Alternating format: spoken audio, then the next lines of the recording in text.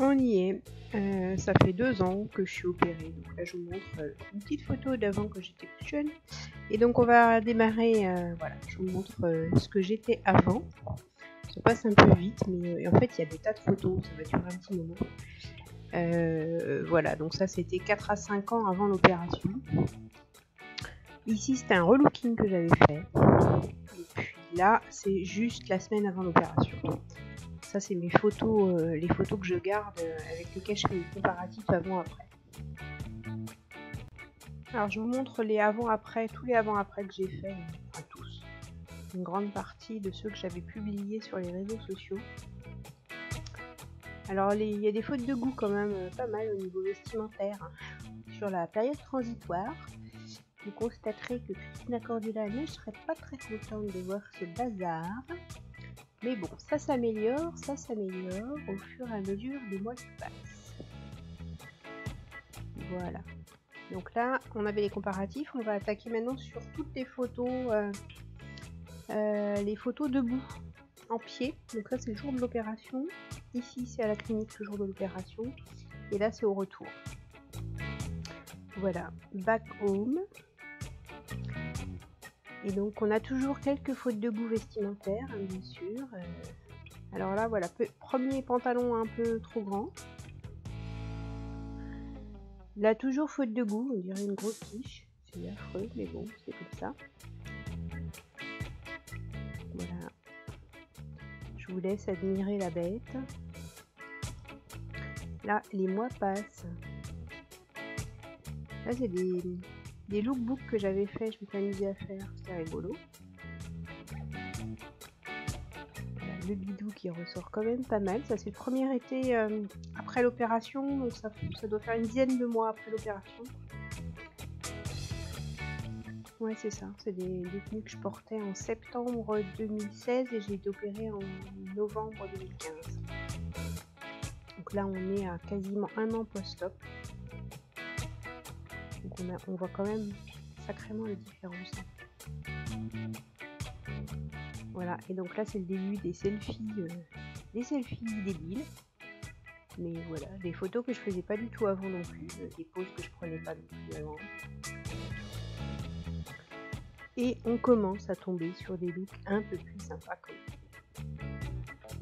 voilà, la pose.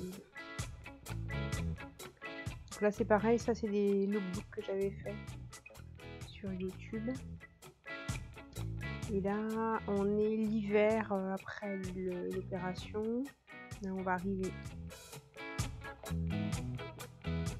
Ouais, c'est là voilà, on arrive à 1 an et demi post-op. Et on va être sur la dernière année là. Là on est en juin cette année. Donc 1 an et demi bien passé. Voilà, les crises de délire, les tentatives de fringues un peu ajustées. Ça c'est cet été, donc on est à 20 mois post-op. Et là c'est les dernières photos que j'ai faites. Donc à quasiment 2 ans. On passe au sport, donc sur la gauche je suis. Voilà, donc c'est ce qui m'a aidé aussi à me retailler un peu une silhouette, sans faire forcément perdre beaucoup de poids, mais en perdant énormément de centimètres. Voilà, donc je vous ai mis quelques clichés de ce que je fais. Alors bon, celle-ci elle est floue, mais elle est parlante. Voilà, les tenues de la retraite. Ça c'est avec ma copine qui a été bypassée. Donc avec qui je vais au CrossFit. Mes transpirations aiguës. Voilà, toutes les deux encore. On va au CrossFit toutes les deux. Ça c'est cet été, donc à 20 mois post-op. Avec mon neveu, on faisait des pompes. Voilà, un petit peu d'haltère.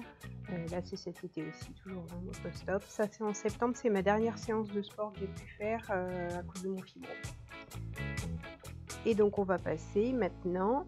Donc là, c'est les avant-après, un peu les comparaisons avant-après au niveau du visage. Et donc là, je vais vous montrer les photos du visage. Voilà. Donc ça, c'est avant l'opération. Et on passe au jour de l'opération. Voilà, super sexe. Patapouf et ses camarades. Et là, on va dérouler aussi tous les mois. Alors, il y a quelques photos qui sont issues de mes vidéos YouTube. Et puis, des selfies. Pas mal après. Alors, vous allez voir que ouais, c'est pareil. Côté capillaire, il y a des choses qui changent. Les selfies, pas mal avec mes enfants. Ça, c'est du vidéo YouTube aussi. Vous voyez les joues qui sont bien rondes. Hein. La tête de déterré, parce que j'ai eu quand même sacrément des coups de mou. Et je me rends compte quand même sur les photos où il y a eu des périodes où j'étais quand même sacrément fatiguée. Voilà, donc les fautes de goût toujours. Avec ma Minette qui est partie il y a 15 jours. Je l'ai mis dedans, comme ça, un petit hommage. Et donc là, on commence à voir en fait le visage qui coule. Les joues qui partent. Les yeux. Voilà, donc là, c'est mes cheveux.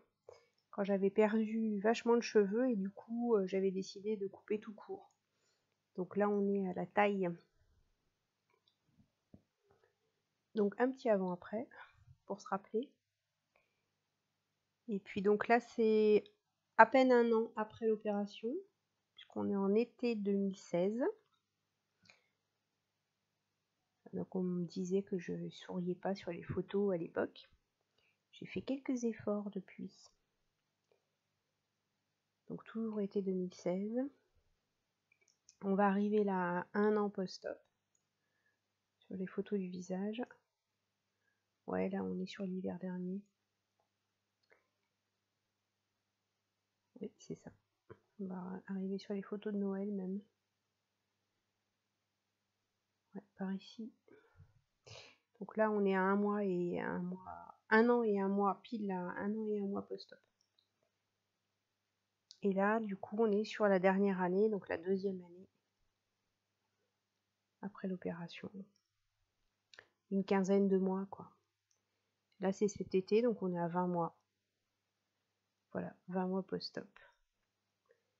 Les joues qui ont disparu avec mes copines, qui sont slivées bypassées. Et puis toujours mes joues qui disparaissent. Voilà. Et donc là, on va arriver au selfie délirium. Les petites photos avec mes copines opérées, ma diététicienne aussi. Et voilà, les petites photos. Et des photos que je m'autorisais pas forcément à faire avant, voire pas du tout. Comme là avec Noémie Caillot, là avec, je ne me rappelle plus, Emmanuel Rivassou. C'est des gens que j'aurais jamais été abordés avant. Et voilà, il y a eu une photo sur Octobre Rose où j'ai fait ma mammographie. Voilà, et donc rien n'arrive par hasard. Bougez-vous. Enfin, bougez-vous. Et sur ce, je vous dis à tous, à plus dans le bus.